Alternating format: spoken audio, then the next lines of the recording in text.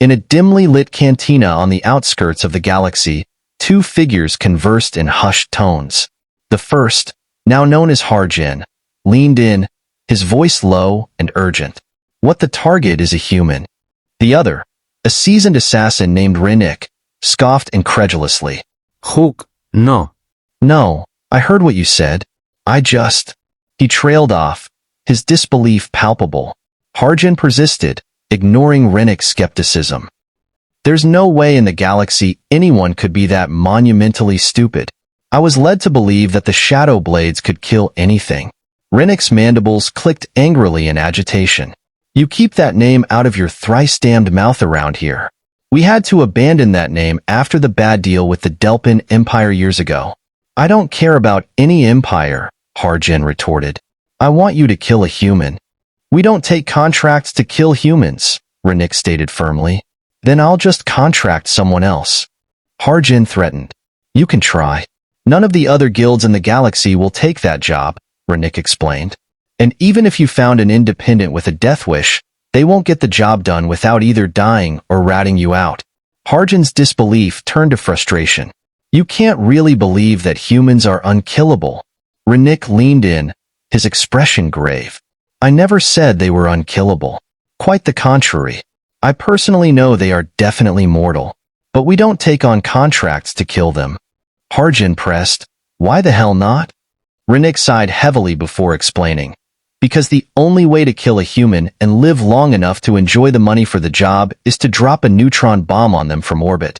Then you grab the fastest ship you can and book it before the rest of the humans find out what you did. After that, I suggest finding a way to another galaxy and staying there for the rest of your miserable life. Harjin was taken aback. You're having me on. Rihan shook his head. No. Let me explain why. He signaled for drinks, and as they arrived, he began his tale. Do you remember the Delpan Empire? Harjin nodded cautiously. Yes, what of it? Do you know what happened to them? Rihan asked solemnly. Their empire broke, Harjin answered. Rihan nodded. Their empire broke after they poured too many resources into trying to tame a death world. That death world is the human cradle world, and the planet didn't break the Delpan. The humans did. Harjin leaned in, intrigued. How? Rihan took a long drag of his beer before continuing. The Delpan Empire used to rule this half of the galaxy. Hundreds of species and civilizations held in thrall or crushed into dust. Serve or die, that was the Delpan way. He recounted the Delpans' unstoppable expansion and their eventual encounter with humanity on the planet Sol. The humans resisted mightily, Rihan explained. Despite being divided into various socio-economic groups, they fought like demons. He described how the humans, despite their disadvantages, managed to hold off the Delpan ground troops for a month. A remarkable feat compared to other pre-FTL worlds that fell within a week. After their conquest, Rihan continued, the Delpan subjected the surviving humans to administrative tedium, splitting them into work groups and assigning them jobs to benefit their new overlords. He recounted how some humans were taken off-world to work in mines, their strength and durability making them valuable assets to the Delpan war machine. But even with their conquest, the Delpan Empire eventually crumbled, undone by the resilience of humanity, Rihan concluded. In the shadows of a dimly lit cantina, two figures conversed, their voices hushed in secrecy. The first, now named Orvin, leaned forward with intensity. Administrators would have to be very liberal with the whip until the slaves learned the new order of things. Then there'd be a few years of relative peace, followed by a period of rebellions and uprisings, 5 to 10 years after the initial conquest. The other, a seasoned assassin known as Merrick, nodded knowingly. Those were the usual patterns. But these humans didn't follow the script. Orvin continued, his tone thoughtful. They grudgingly fell in line a few months after the invasion was done, and when the expected uprisings never happened. I imagine the Delpan were feeling pretty proud of themselves.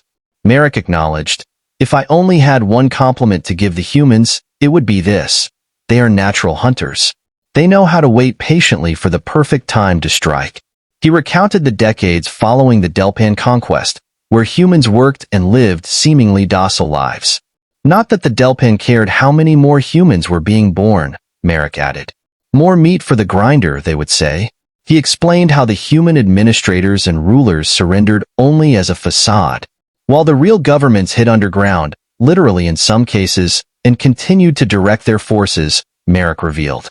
Those humans were clever in hiding it all from their overlords, Merrick admitted. And when the Delpan warfront was far away, they made their move. Merrick described how, over time, small acts of defiance escalated into larger disturbances. The human country of France, with its long history of rebelling against tyrants, would riot in the streets, he recounted. He detailed incidents of sabotage and resistance, from stolen plasma rifles to sabotaged grav tanks. The Delpan leaders thought these problems were beneath them, Merrick explained, but still needed addressing. So they called the Black Hand Assassins and other guilds like ours to deal with the rabble-rousers. Our services cost the Empire a tidy sum, Merrick noted. But soon, the situation on the planet, dirt as the humans call it, became increasingly precarious. He described the challenges of operating on a planet with 3 times the galactic average gravity. Every agent we sent had to be fitted with a grab assist suit and spent a week after making planet fall getting used to it, Merrick recalled. Merrick recounted the frustration of the assassins as they struggled to combat the elusive human resistance. The humans would strike without warning and fade into the background, he said. He recounted harrowing tales of agents being lured into traps by cunning human rebels. The number of agents we lost to the human canine companion species cannot easily be counted, Merrick admitted. Merrick described the escalating resistance across the planet, culminating in a full-scale rebellion that caught the Delpan Empire off guard. By the time the Delpan nobles finally took notice of this new problem, the entire planet had fallen silent, he explained. He revealed how humans had managed to communicate and coordinate rebellion across vast distances, even sabotaging Delpan patrol vessels. Without Delpan supervision, the humans uncovered the secret factories and forces they had been cultivating for years, Merrick said. In the end, the light response vessels sent by the Delpan were no match for the humble fleet the humans had managed to build, Merrick concluded. It is no falsehood to say that the humans had outsmarted the Delpan in their own game. In the annals of history, it became evident that the Delpan were victims of their own hubris. Each time they lost a response vessel or patrol fleet, they merely dispatched another without recognizing the rot festering within their empire. It wasn't until the Delpan Empire grew weary of the cost of sending fleets to quell rebellions that they realized the extent of the problem. When the conquest fleet finally arrived near Sol, the human world, and the next 3 conquered systems in any direction had fallen silent. Facing not just humans but a coalition of all slave species in the region, the Delpan Emperor's nerves must have been frayed. As emergency calls rang out for all fleets to recall to the imperial capital, guilds like the Black Hand were summoned to assist. Yet, with almost 2/3 of their guild lost, they refused the call, a decision that ultimately saved them. Decades of clandestine operations had made humans experts in rooting out spies and saboteurs within their ranks. 7 other assassin guilds were wiped out, while the humans meticulously spread throughout the empire, sowing the seeds of rebellion.